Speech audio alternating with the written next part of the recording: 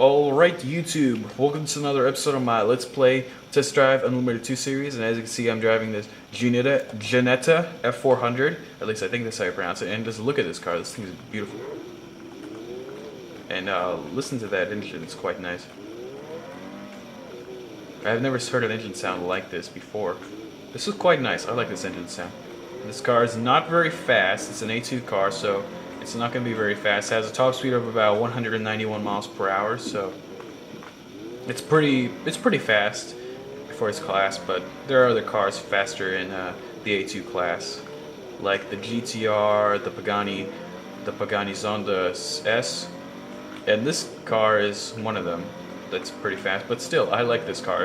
It's a good-looking car. It sounds good, and sorry for my bad driving, sort of, because I'm still not used to this game very much. I haven't played it for like weeks, for a long time, and I haven't quite gotten used to the driving of this game, well, the steering and everything else like that. So this is quite a nice car. I mean, just look at this. It's got a nice face. It's got nice tail lights.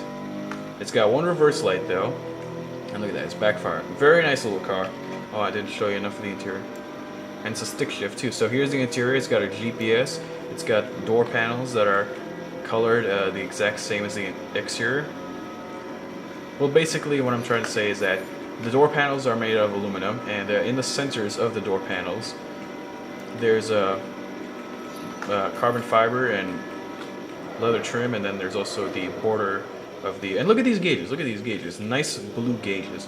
There's also the border of the exterior color, so as you can see, very nice interior. And if you want this car, it's not, I think it's not very expensive. I don't quite remember the price, but still, it's pretty cheap. It's pretty cheap as far as I remember. We'll go take a look at where you can buy this car in a few minutes, as soon as I've driven this car enough. And you know, it sounds cool, it drives relatively good.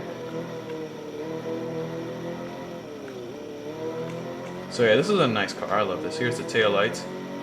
Turn indicator lamps are located within the brake lights, or whatever you call them. This is nice, I love this car.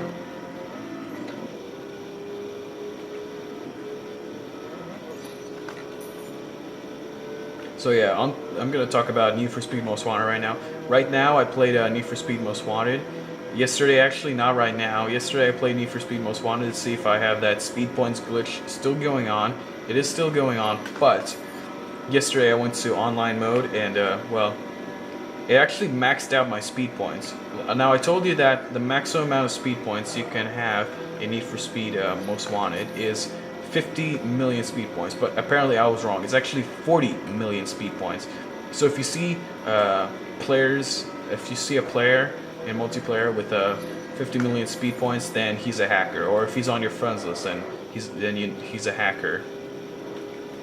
So yeah, that's the thing that I don't like about kind of games right now, because basically, like you guys are probably saying, well, Test Drive Unlimited 2 sucks because there's hackers in the game. Well, when you think about it, if you go to basically any kind of game, you play any kind of game, whether it's a shooting game, a racing game, or just Grand Theft Auto, well, you're going to find hackers everywhere. There's going to be hackers everywhere. Hackers on the internet, hackers in games, and that's the problem I have with all games. Like, you can play a game other than Test Drive. You can play Most Wanted, and there's going to be hackers. You can play other Need for Speed games, like Shift 2 I've seen people hack the game so that you can get all kinds of cars in there and stuff like that. All real life cars. So yeah. And I've noticed that. So basically any kind of game you play, you're gonna have hackers. Forza has hackers,